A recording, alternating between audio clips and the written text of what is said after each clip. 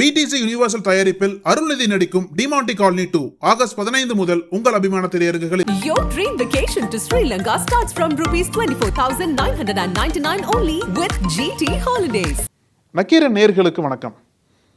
நம்ம இருக்கக்கூடிய டிஜிட்டல் யுகத்தில் நாளுக்கு நாள் பல்வேறு கண்டுபிடிப்புகளும் பல்வேறு அச்சுறுத்தல்களும் வந்துட்டு இருக்கிறத நம்மளால் பார்க்க முடியுது. இந்த டிஜிட்டல் யுகம் தான் ஒரு வகையில் நமக்கு எந்த அளவுக்கு நம்ம விழிப்புணர்வாக இருக்கோம், எந்த அளவுக்கு விழிப்புணர்வாக இருக்கணும் அப்படின்றதையும் நம்ம சொல்லி கொடுத்துட்ருக்கு.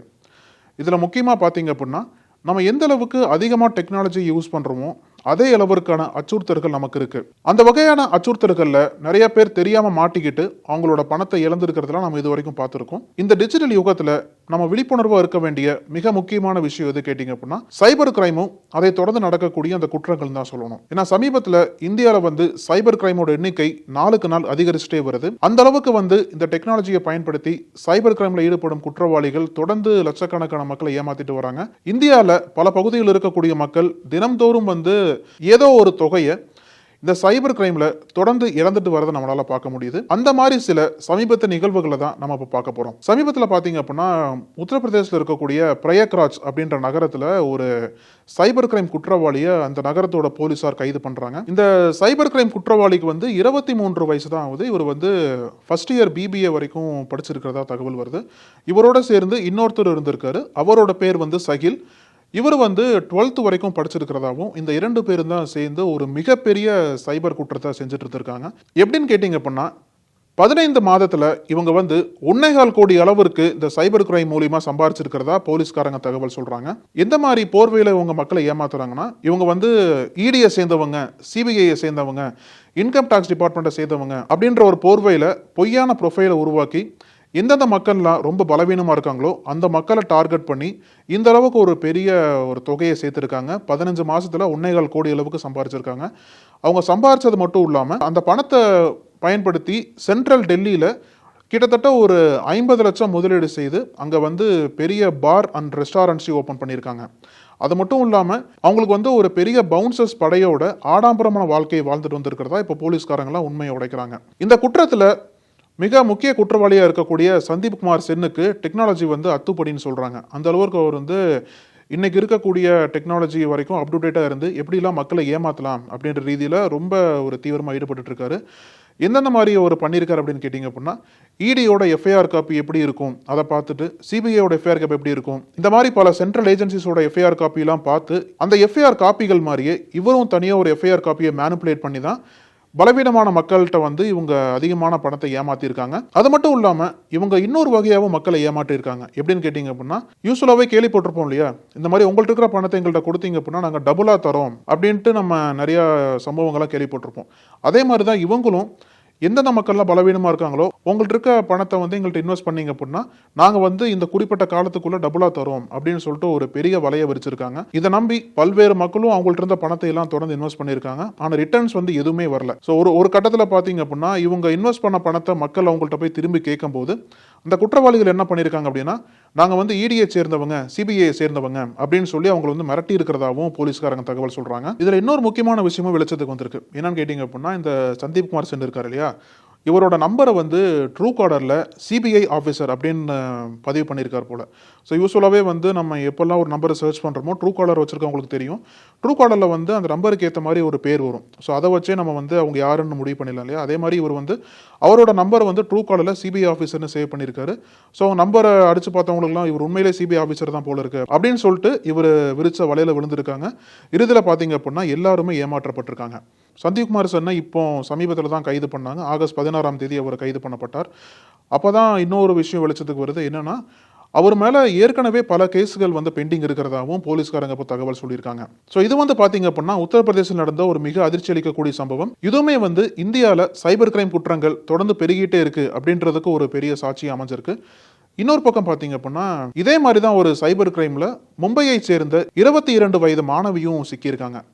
இவங்க எப்படி மாட்டினாங்க அப்படின்னா இந்த 22 வயது மாணவி தொடர்ந்து இன்டர்நெட்டில் வேலை வாய்ப்புகள் பற்றி தேடிட்டே இருந்திருக்காங்க. இவங்களுக்கு ஒரு இடத்துல இருந்து கால் வருது. ஸோ அவங்க என்ன சொல்லியிருக்காங்க அப்படின்னா உங்களுக்கு ஸ்டேஷ்னரி கம்பெனியில் ஒரு வேலை வாங்கி தரோம்.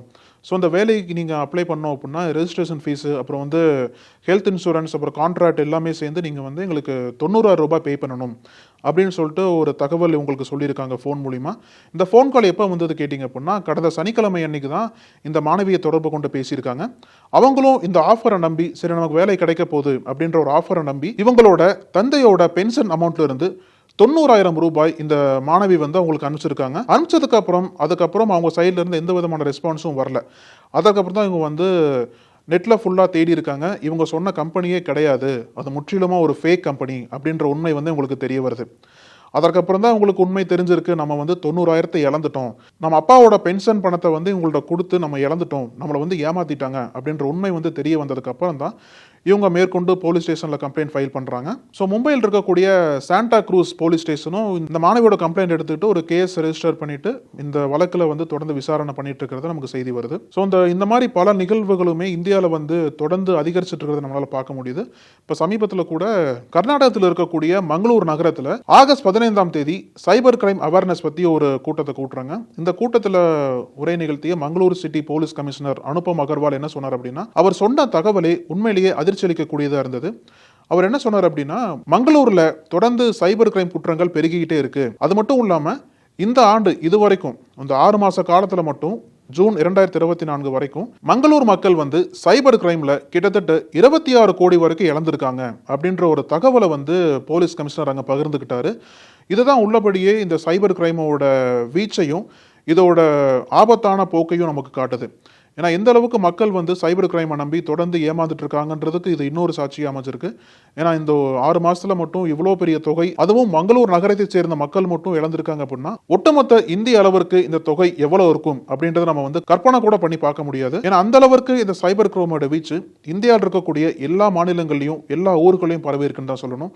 எங்கிருந்து எங்க கால் பண்றாங்கன்னே தெரியாது. ஆனா எல்லாமே இப்போ டிஜிட்டல் யுகத்தில் இருக்கிறதுனால சீக்கிரமாவே மக்களோட இணைஞ்சிடலாம், எந்தெந்த மக்கள்லாம் பாதிக்கப்பட்டிருக்காங்கிறத சீக்கிரம் கண்டுபிடிச்சலாம் அப்படின்ற ரீதியில் சைபர் கிரைம் குற்றவாளிகள் தொடர்ந்து இந்த போக்கை வச்சிருக்கிறதா நம்ம தொடர்ந்து செய்திகளை பார்த்துட்டு இருக்கோம். மங்களூர்லயுமே வந்து தொடர்ந்து பேசிய போலீஸ் கமிஷனர் இன்னும் சில தகவல்கள்லாம் பகிர்ந்துக்கிட்டாரு. அவர் இன்னும் என்னென்ன சொன்னார்னு கேட்டீங்கன்னா, மங்களூர்ல 2022ஆம் ஆண்டு சைபர் கிரைம் குற்றங்களால் ஏற்பட்ட இழப்பு வந்து 36 லட்சம்.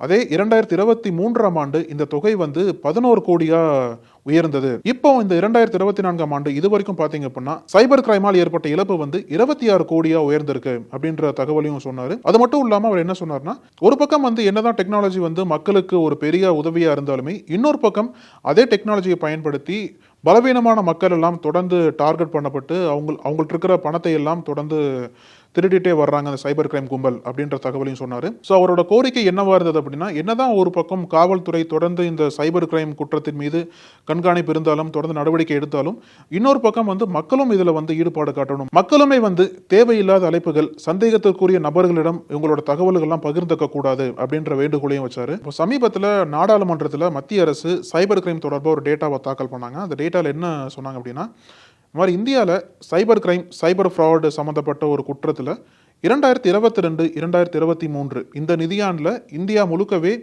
ஒரு 70 கோடி அளவிற்கு இழப்பு ஏற்பட்டதாகவும் தகவல் சொன்னாங்க. ஆனா 2023 2024 இந்த தொகை எவ்வளவு இருக்குன்னு பாத்தீங்கன்னா கிட்டத்தட்ட 177 கோடியா உயர்ந்திருக்கு. ஸோ அந்த அளவிற்கு இந்த சைபர் கிரைம் சைபர் ஃப்ராட் மூலியமா இந்திய மக்கள் வந்து அவங்களோட தொகையை வந்து இழந்திருக்காங்கன்றத இந்த தரவு காட்டுது. ஸோ ஒரு ஆண்டிலே பார்த்தீங்க அப்படின்னா இந்த சைபர் கிரைம் குற்றத்தினால் இந்திய மக்களுக்கு 100 கோடிக்கும் அதிகமாக இழப்பு ஏற்பட்டிருக்குன்னு தான் சொல்லணும். ஒரு பக்கம் ஆர்பிஐயில் ஆரம்பிச்சு மத்திய அரசாங்கம் வரைக்கும் என்னதான் ஒரு முன்னெச்சரிக்கை நடவடிக்கை எடுத்தாலுமே வந்து இன்னொரு பக்கம் சைபர் கிரைம் தொடர்பான குற்றங்கள் குறையிறது நம்ம கையில தான் இருக்கு. ஸோ யூஸ்வலாவே வந்து இதுக்கான வழிமுறைகள் என்ன சொல்றாங்க அப்படின்னா, நீங்க அடிக்கடி நம்மளோட பாஸ்வேர்டை மாத்திட்டே இருக்கணும். அது மட்டும் இல்லாம வைஃபை வந்து எல்லா இடத்துலையும் ஆன் பண்ணி வைக்கக்கூடாது, எங்கெல்லாம் தேவையோ அங்கே மட்டும் தான் ஆன் பண்ணி வைக்கணும். அதையும் தாண்டி நம்ம பப்ளிக் பிளேஸில் இருக்கோம் அப்படின்னா அங்கே இருக்கக்கூடிய வைஃபை யூஸ் பண்ண வேண்டாம், நம்மளோட பர்சனல் டேட்டாவை யூஸ் பண்ணால் கரெக்டாக இருக்கும்.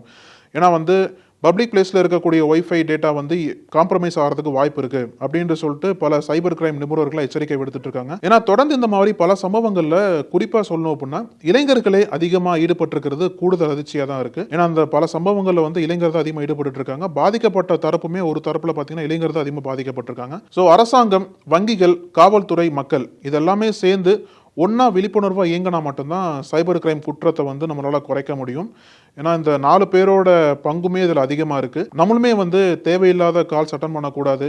நம்மளுக்கு தெரியாத நபர்கள் நம்மளோட பர்சனல் டீட்டெயில்ஸ் கேட்குறாங்க அப்படின்னா அவங்கள்ட்ட பகிரக்கூடாது. இந்த மாதிரி பல தகவல்கள் தொடர்ந்து சொல்லப்பட்டாலுமே தொடர்ந்து இந்த மாதிரி ஏமாற்றங்கள், இந்த மாதிரி குற்ற சம்பவங்கள் நடந்துட்டு இருக்கிறத நம்மளால் பார்க்க முடியுது. இது உள்ளபடியே சோகத்தை தான் ஏற்படுத்துது. இன்னொரு பக்கம் வந்து இதுக்கு தக்க நடவடிக்கை கொடுத்தா மட்டும்தான் குற்றத்தை குறைக்க முடியும் அப்படின்ற குரலுமே எழுந்திருக்கு. ஸோ இறுதியாக சொல்ல போனால் நம்ம இருக்கக்கூடிய டிஜிட்டல் யுகத்திற்கு 2 முகங்கள் இருக்கு. ஒன்று வந்து நல்ல முகம், இன்னொன்று வந்து கெட்ட முகம்னு சொல்லலாம். ஸோ நல்ல முகம் வந்து நம்மளுக்கு வந்து தொடர்ந்து உதவி பண்ணிட்டு இருக்கு. பல டெக்னாலஜிஸில் வந்து நம்ம தொடர்ந்து உதவியாக இருக்கிறத பார்க்க முடியுது. நம்மளுக்கு ஒரு எமர்ஜென்சியாக இருந்தாலுமே டெக்னாலஜி மூலிமா தான் நம்ம வந்து ஒரு ஹெல்ப் எடுக்க முடியுது. அதே மாதிரி இந்த பக்கம் பார்த்தீங்கன்னா ஒரு கெட்ட முகம். இந்த கெட்ட முகத்துலையும் நம்ம தான் கண்ட்ரோல் பண்ணி ஆகணும். இந்த முகத்தை வந்து நம்ம அதிகமாக யூஸ் பண்ணக்கூடாது. நம்ம அதிகமாக இன்டர்நெட்டில் எதெல்லாம் தேடுறோம், எதெல்லாம் பார்க்குறோம், அதுபடி தான் நமக்கு வந்து அச்சுறுத்தல்கள் அதிகமாக இருந்துகிட்டே இருக்கும். ஸோ இந்த டெக்னாலஜிக்கு 2 முகங்கள் இருக்குது.